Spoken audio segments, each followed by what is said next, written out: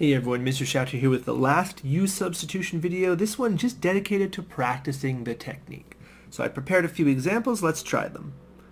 Example number 2, this one's the antiderivative of cosine of 3x. Now, keep in mind, do you have to use U-Substitution here? Well, if you tried to take the simple derivative of this, it would require the chain rule. So yes, you must do U-Substitution here.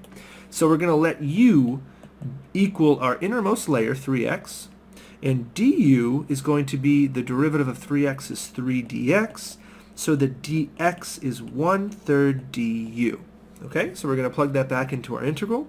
So we're going to have the integral of cosine of u, and then dx is equal to 1/3 du. So this integral is just equal to 1/3 times the integral of cosine of u du. And that's really easy because we can take the antiderivative of cosine, it's just sine. So this is equal to 1/3 times sine of u plus c, which is just simply equal to, if I put the u back in, u was equal to 3x. So it would be 1/3 sine of 3x plus c. And this is the answer to the indefinite integral. Example 3. This one is the antiderivative or the indefinite integral of sine x e to the cosine x dx. So this one, there's two functions. There's sine x and there's e to the cosine x, the product of two functions. I'm looking at the right one, e to the cosine x, and thinking that one has two layers versus the sine x, which is just a single layer. So I'm going to let u equal cosine x, the inside of my more complicated function. So du is equal to, the derivative of cosine is negative sine x dx, so that dx is equal to negative 1 over sine x times du. I'm going to plug those things back in. So I'm now going to have the integral of sine x times e raised to the u times dx, which is now negative 1 over sine x du. And this is convenient because my sine x and my negative sine x, or my sine x on the bottom there, cancels. The negative can just come out of the integral, right? So this is the integral e to the u du. And that's a really easy antiderivative because I know the antiderivative of e to the u is just e to the u. So this thing is just equal to negative e to the u plus c. I should put my equal signs, I always forget those. And then if I put u back, u is cosine x, so it's negative e to the cosine x plus c. Oops, next one. This one looks a little weird. The dx is on the top. Don't let that confuse you. Just take the dx and just bring it over here. This is the same thing as the integral of 1 over cosine squared 2x dx. Okay, so don't let that dx in the numerator confuse you.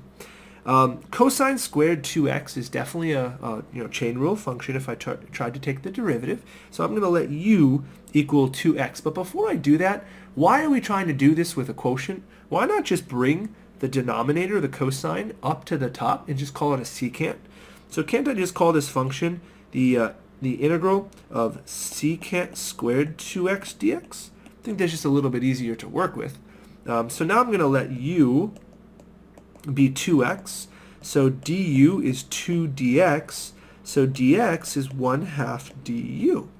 So I'm going to make my substitution. So this is going to be the integral of, so it's secant squared u times dx, which is 1/2 du. The 1/2 can come outside of the integral. So this is now 1/2 integral secant squared u, oops, forgot my u, secant squared of u du.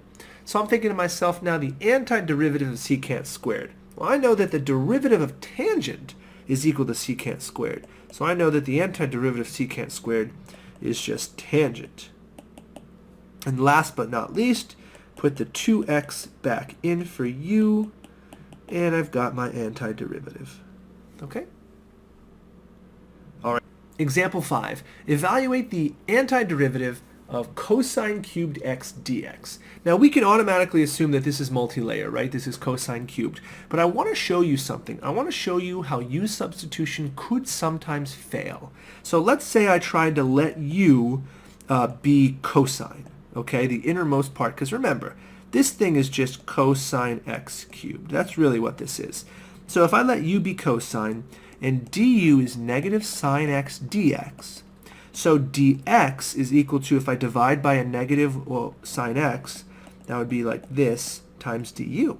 So if I plug these things back in, I get the integral of u cubed, and then I have dx, which is 1 over negative sine x du.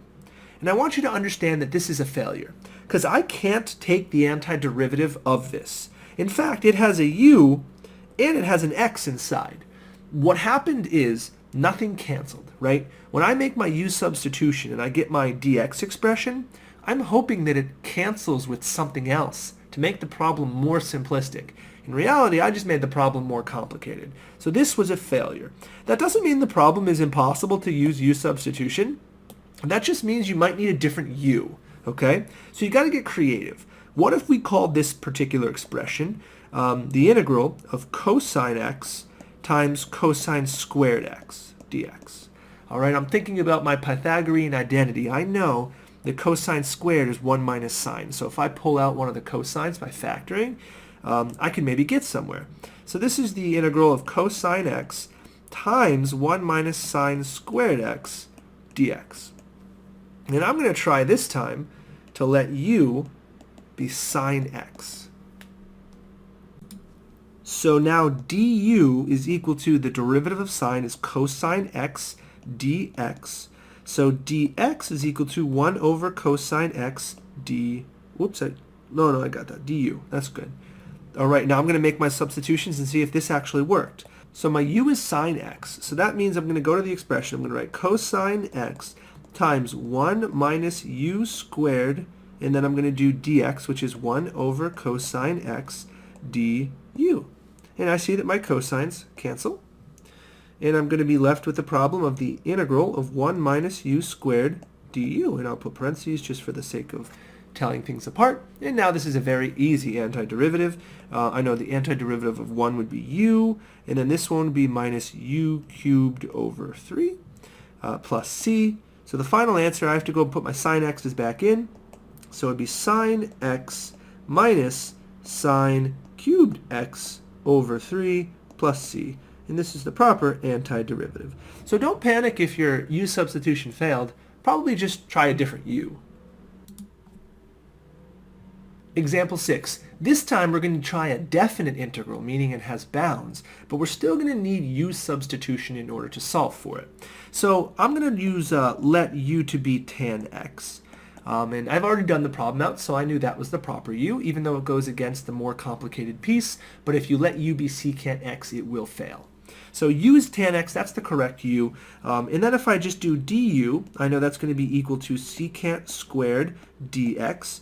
And then if I solve for dx, I get 1 over secant squared x, so I forgot my x right there, times du.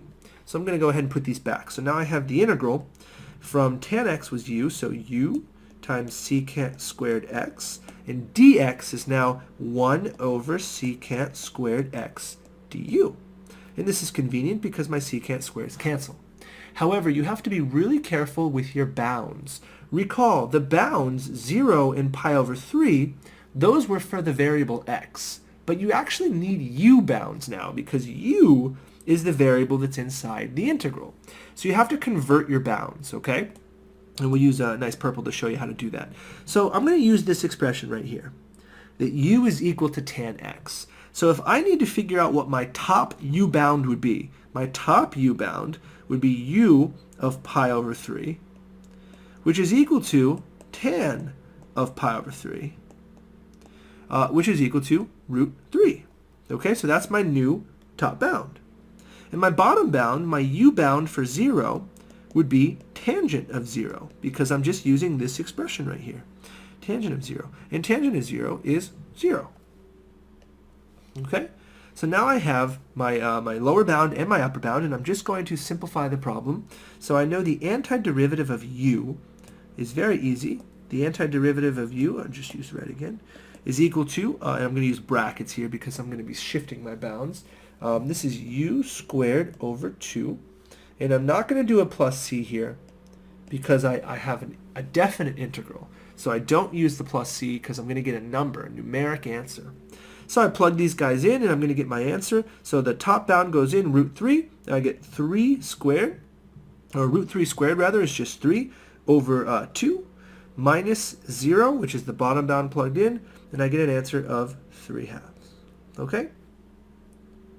Last problem. Example 7 says to find the particular solution for the differential equation passing through the point pi over 2 comma 1, and the differential provided is cosine x over 1 minus cosine squared x. So essentially what I'm asking you to do is to take the integral of this function, and then when I'm done, I'm going to have that plus c. You're just going to plug your initial condition right in there and solve for what c would be. Now immediately I can see that 1 minus cosine squared x is actually sine squared x, right? So I'm going to make that substitution real quick. So this is the integral of cosine x over sine squared x dx. So I'm going to let u be sine x, my more complicated piece, and it does work this time. So the derivative of u is equal to the derivative of sine is cosine x dx. So dx is equal to 1 over cosine x du. And now I'm going to plug this in. So the numerator, cosine x, is going to stay. So this is going to be the integral of cosine x over the denominator sine squared x is now u squared. And then the dx is now 1 over cosine x, and this is du. The cosine x is canceled. That's why I needed u to be sine x. And so we're just going to continue this problem as the integral of 1 over u squared du. Okay, and this is quite simple because u squared is just u to the negative 2, right? And I can take the antiderivative of that.